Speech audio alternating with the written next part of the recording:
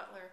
I'm running for re-election on the Lafayette City Council. I've been a Lafayette resident for 26 years and a Boulder County resident for 35 years. I've been a teacher in the Lafayette schools for 26 of those 26 years and have been part of the community and actively involved throughout that time. I believe it's important for government leaders to have faith in the community's future. I believe it is important for them to have been involved in the city and how the city has developed. And I think it's important that a city official understand the challenges that face the city. I think that I am able to do those three things. Thank you very much for your participation in our virtual candidate forum.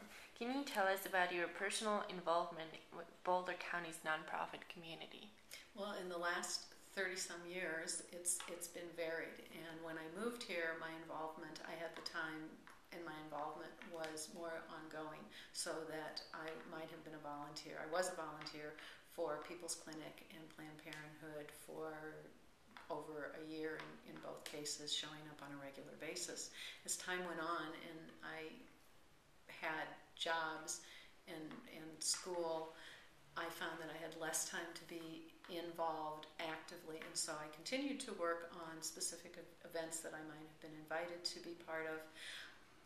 Within the schools, I started to work with many of the nonprofits in a different way. We worked with families, and our job was required us to help families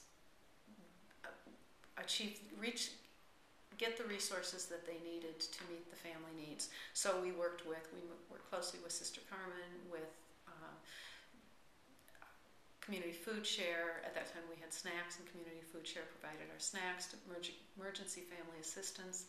Dental Aid was active within the schools, and Clinica Campesina, we worked closely with them. As in more recent years, I've started a habit of giving gifts at the holidays that are donations to the nonprofit of my friends' choices, or if they don't have one, then I make that choice. And the same with my family. When my family asks me or others ask me what I want, I tell them to make donations to specific local nonprofits. I did that in part with the hope that my nieces and nephews and my friends, and that we would make this a long-term way of giving gifts, because certainly as you get older, there are less things you need.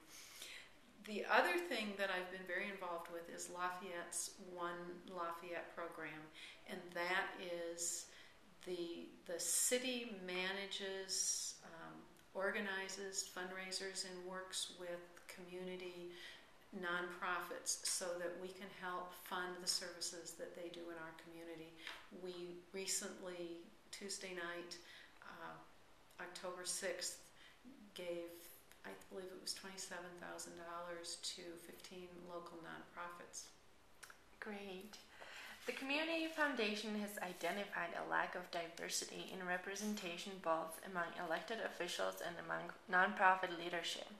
How can the city increase its inclusiveness, particularly in hearing from marginalized community members? There are three committees in Lafayette: the Senior Advisory Committee, the Youth Advisory Committee, and the Latino Advisory Committee, that have been created to some degree to reach that same goal. And part of their charge is to bring us back what they hear from their communities. There are some problems, or there are some unique issues with each one of those groups. The youth advisory group, most youth go to local high schools. They are a group of people who have things that bring them together, and they are familiar with each other in very close ways. And so they speak often with one voice.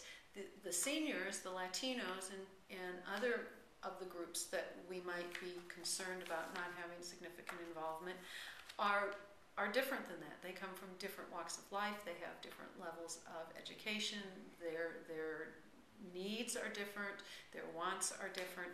And that becomes a challenge. But I think one step is to have those committees and have them both represent to us and provide guidance, represent their communities to us and provide guidance as to how to reach out.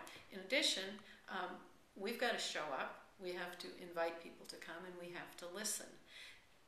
A couple of observations, and I think we have to truly value what that population, those populations say, and then we have to show up where they are as well.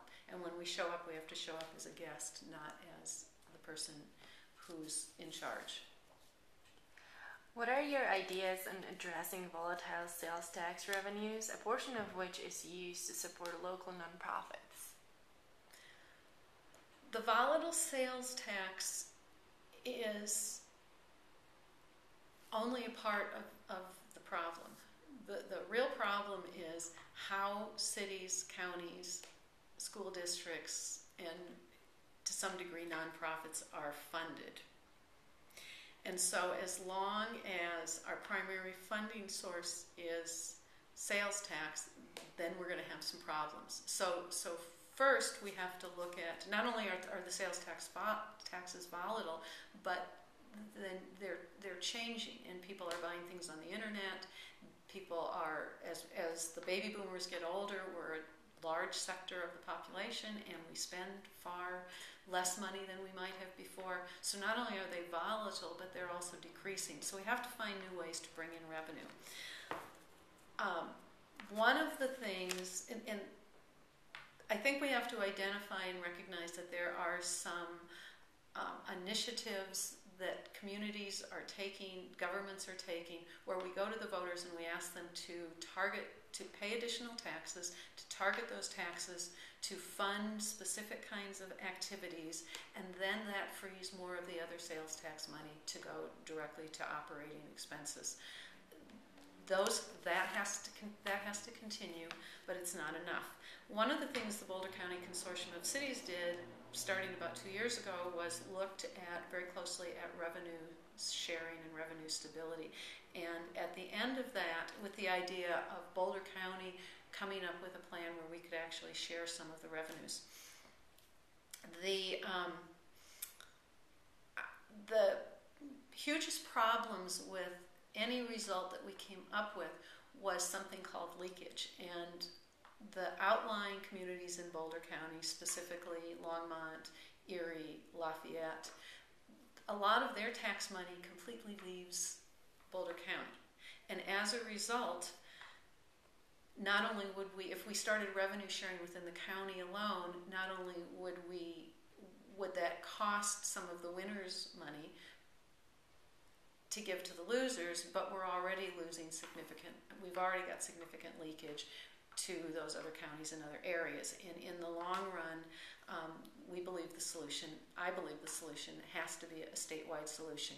But I think revenue sharing, either regionally, metro area, or across the state, is a direction that we have to look.